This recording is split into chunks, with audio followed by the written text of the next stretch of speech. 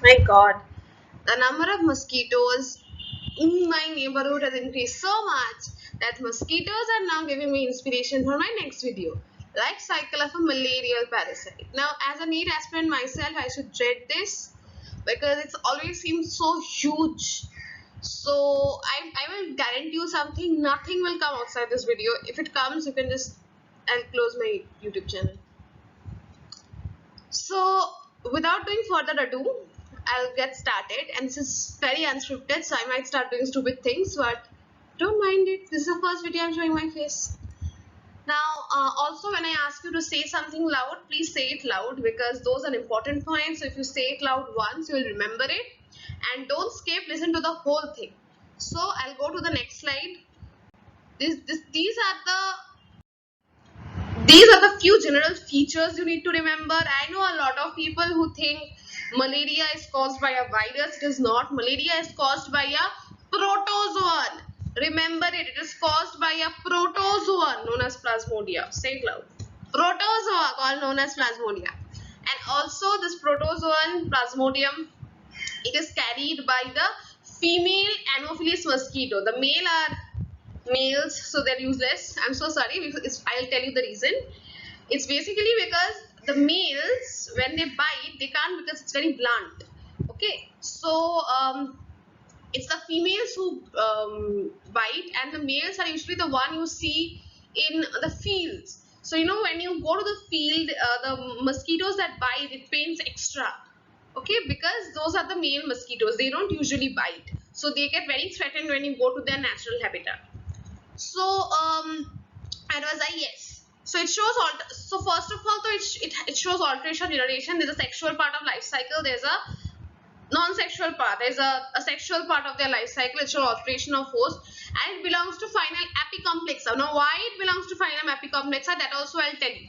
Before starting, I'll also want to tell you. I mean, I haven't started the life cycle yet. Why are we studying this? One, to become a doctor. Second, the most important, so that when you become a doctor, you can basically know their life cycle and you can prescribe drugs to block certain parts of their life cycle so that they don't survive inside your body. So these are the few basic points. Remember, again I'm saying, malaria caused by a protozoan known as Plasmodia, which have other types. I'll come to that later. And dengue is which is spread by malaria is spread by Anopheles, female Anopheles mosquito. And dengue is caused by dengue virus. That one is a virus. And that one is spread by Aedes aegypti mosquito. So the two are very different. This is the life cycle we are talking about. I'll explain why the primary host is female Anopheles mosquito. So the cycle in human is the mosquito bites us, and the stage which we get is the sporozoid stage. So that sporozoid get deposited under our skin, and that through blood and capillaries reaches the liver. So say it out loud. Which stage of the life cycle of the Plasmodium are we affected by? Sporozoid stage. Sporo means asexual, so it's basically a sexual spore.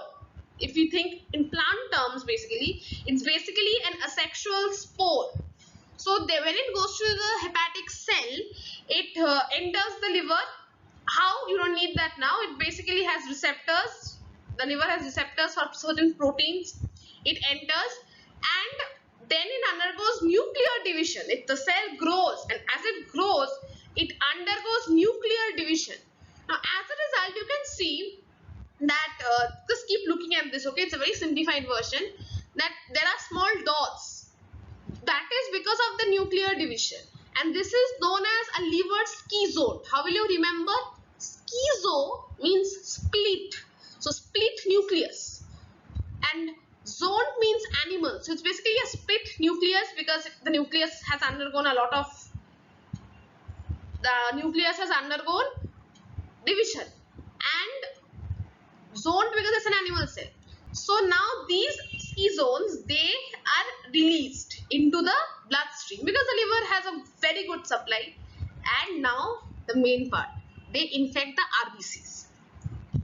When they infect the RBCs, they enter the RBCs because they have something, the plasmodium have something called an apical complex, and they get inside the RBC like this.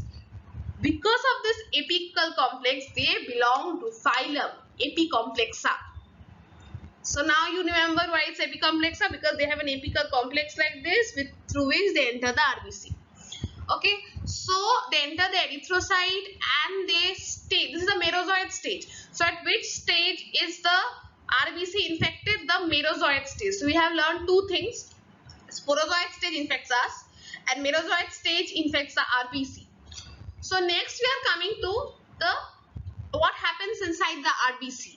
So inside the RBC there is the parasite lives inside the parasitovorous vacuole and it feeds on the hemoglobin. This stage is known as the trophozoite stage. What happens inside? I'll come to that in the next slide. And there also it undergoes nuclear division continuously. And this trophozoite, from this trophozoite stage, it forms an erythrocytic schizone, which is basically the same thing. Nuclear division continues and forms an erythrocytic schizone. From here, the erythrocytic schizone can further release merocytes and the cycle can repeat itself. And it will then infect further RBCs. So that is how so many RBCs get affected. This is one way. So you can see that I have put an arrow. And another is this can now form the male and female gametocytes. And they will be here all over your blood. And so now you're an infected individual. And where the mosquito will bite you, it will take the micro and mega gametocyte. And inside its body, the micro gamete and macro gametes will form. So the stage at which the mosquito gets infected is macro and micro gametocyte, or you can just say female and male gametocytes. So that is the stage at which mosquito gets infected. You infected at sporozoite stage, mosquito infected at male and female gametocyte stage. So as you can see, very, very important.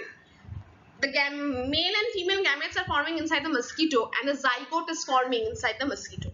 So sexual reproduction of the mosquito, sexual reproduction of the plasmodium is basically happening inside the mosquito. So mosquito is the primary host.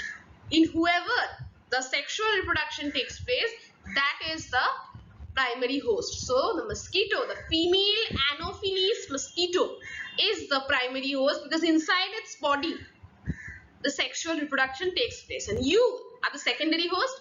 So the mosquitoes are the transmission vectors and also the primary host of malaria. So after that, it's not very important. You can just remember the names, but these are the points that are important. The sporozoite stage, the hypnozoite stage. Hypnozoite stage is basically like a dormant stage. After hepatic schizone, some part infects and some part stays dormant. So that is the hypnozoite stage. That is only in Plasmodium vivax. Only, just write these points down, okay? So only in Plasmodium vivax. So rest, who is the primary host, who is the secondary host, done. Now we are coming to hemozoin. Now inside the RBC's parasitovorous vacuole, the hemoglobin, it is broken down into heme and globin. Now globin, though it utilizes very good protein source, but the heme is very, very toxic to the plasmodium. It can't survive. So it polymerizes this heme to hemozoin so that it can survive easily. Now the globin it is utilizing, so the hemoglobin count is decreasing and you are getting anemia. Apart from that, when this hemozoin is released at routine intervals, this hemozoin is not something which is there in our body at most times. So it is foreign and it releases cytokines. These cytokines cause fever. So every time this hemozoin is released, there will be fever. And the classic symptoms of malaria are therefore extreme cold chills and fever. Are the classic symptoms of malaria. You will be highly anemic, you will have fever because of this reason. So this is about hemozoin. It is basically a polymerized heme compound. These are the few other points that are important for NEET, like who causes malignant tertian malaria, Plasmodium falciparum. It was 100% fatal previously. Now we have developed a lot of drugs for it. So now it's not 100% fatal anymore. It's pretty much curable. Who discovered that malaria was transmitted by Anopheles mosquito? The great Ronald Ross. And babiosis is also a disease which is pretty much like malaria, but it is not malaria. And the 5 Plasmodium species known are Plasmodium falciparum, Plasmodium vivax, ovale, knowlesi, and malaria. Plasmodium vivax is the commonest one, and falciparum is the dangerous, very dangerous. So that is basically all. Just read these important points. These are basically extra points. The most important points are who is the primary host, who is the secondary host, that entire life cycle, who is infected at which stage, what is released, hemozyme is called the malarial toxin because it causes fever, which is the very important symptom. So it is called the malarial toxin. So another term for hemozyme is malarial toxin. So that is all.